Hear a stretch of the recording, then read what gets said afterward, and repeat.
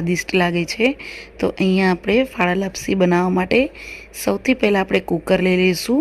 એમાં આપણે 3 થી 4 ચમચી જેટલું ઘી લેવાનું છે। અહીંયા મેં ચોખ્ખું ઘી લીધેલું છે।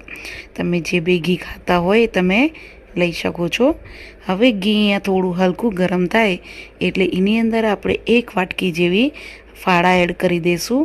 અહીંયા જે આપણે ઘઉંના ફાડા મળે છે એ જ લીધા છે। અહીંયા 1 વાટકી જેવા મેં ઘઉંના ફાડા લીધેલા છે। એને આ રીતે ઘીમાં 2 થી 3 મિનિટ માટે તમારે આ રીતે ઘીમાં સાતળી લેવાનું છે, જેથી ફાડા છે એ સરસ એવા ફૂલી જશે। અહીંયા ફાડા જે માપથી તમે લીધું હોય એ જ માપથી આપણે આગળની પ્રોસેસ કરવાની રહેશે।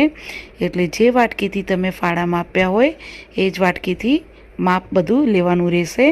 તો થોડી વારમાં એટલે કે 3 થી 4 મિનિટમાં તમે જોશો તો ઘઉંના ફાડા આ રીતે સફેદ કલરના થઈ ગયેલા